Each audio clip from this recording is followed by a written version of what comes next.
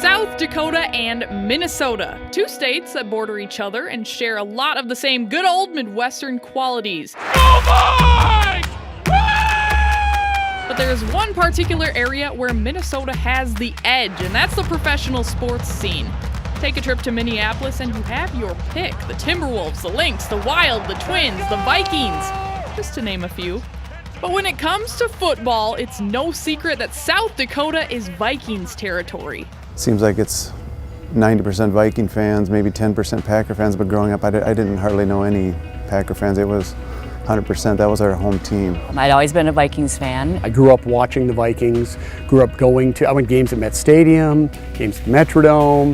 I think that we do a good job of kind of maybe outreaching across Minnesota state lines and getting into the Dakotas and Iowa. And even stretching to the Black Hills.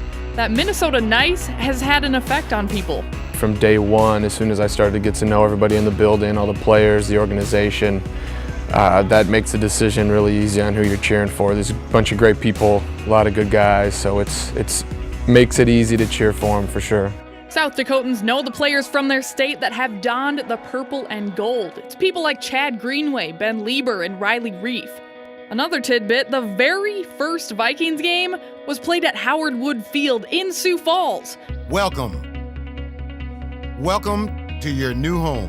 One of the reasons the Falls themselves were featured in Minnesota's Welcome Home video with the opening of US Bank Stadium. We are St. Paul and Sioux Falls.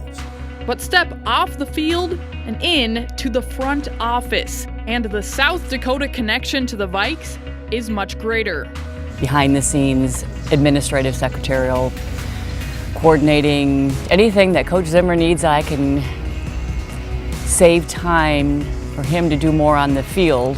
Try to get the players and coaches in position to succeed on game day, from moving around on airplanes to equipment trucks and buses and food. Working on practice squad players from other teams, working on the advance of our upcoming opponent. I hand all of the players, coaches, executives, dealings with the media and the public. I'm in charge of all the people that produce the content for the website, for the TV shows, for social media. And even spearheading the construction of the new Vikings Stadium. It was a rewarding process, challenging process, but we think at the end of the day it just turned out really phenomenal.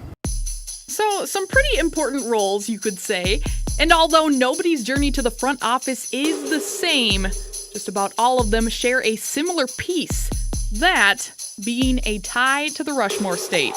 When I got into training camp, it was just a training camp internship and working for Luther and Chad Lundeen and Paul Martin, and we just kind of hit it off, and I think part of that is kind of the South Dakota ties with Luther a little bit. We knew a lot of the same people. I had done some work with the Hunt family that owned the Kansas City Chiefs, and through one of my mentors, John Wagner, who worked for the Hunts, and John Wagner's a Clark, South Dakota guy.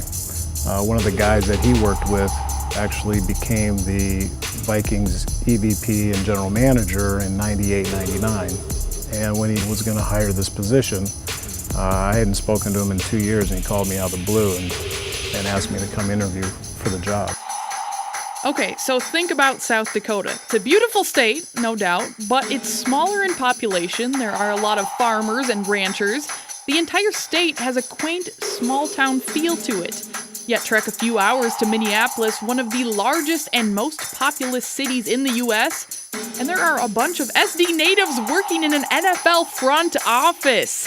I think there's a common thread with everyone from South Dakota or who has South Dakota ties here. I think of being hard workers. Pretty much all of us have family that were ranchers, farmers growing up, so you get that instilled in you at an early age. There is something to that any of us that grew up there, that's kind of what you knew. You grew up and you worked hard.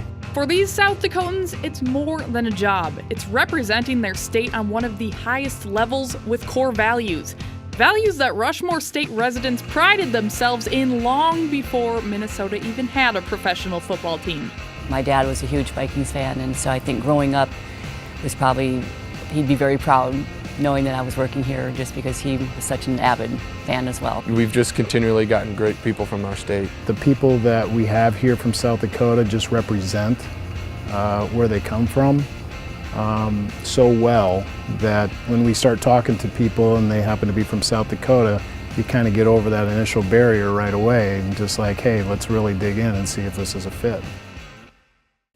And joined by Kelly Stewart. All right, Stu, you get over there, and not surprisingly, you see some South Dakota hospitality right away. Yeah, I mean, I roll up in the Midco terrain, and Sam Newton met me at Winter Park, and immediately he got a bunch of people to help unload my equipment, walk it down onto the turf, and I was like, you guys, I got this. Like, this is not your job. And they're like, no, we'll help you out. And it was just nice from the start. So a combination of South Dakota hospitality and Minnesota nice, maybe. All right. And Sam is one of the people that you actually have a personal connection to in this story, right? Yeah, just talking between interviews. Sam is from Spearfish, and my former coach, Amy Williams, her parents from Spearfish, and Sam had them as teachers, Tim and Kathy. And then also Reed Burkhart, one of the pro scouts, played football with Hank McCall, who we know at SDSU.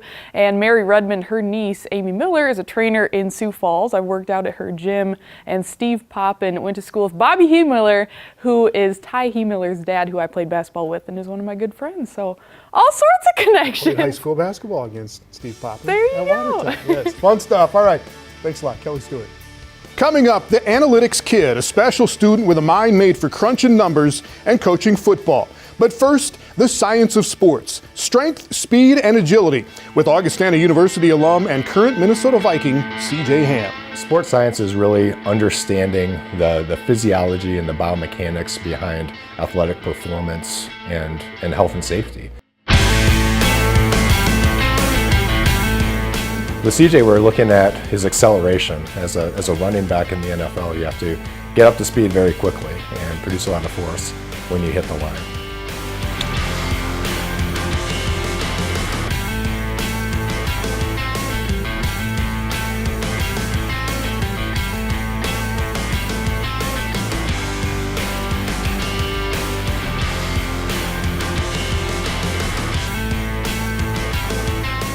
Coaches can use that information to determine where an athlete's going to be best fit on the playing field so that they know if they've got a strong, powerful athlete, what type of position would be best suited for an athlete with those attributes. Thanks for watching. Check out Midco Sports Magazine on YouTube. This has been Midco Sports Magazine, presented by Shields and Sanford Orthopedics and Sports Medicine.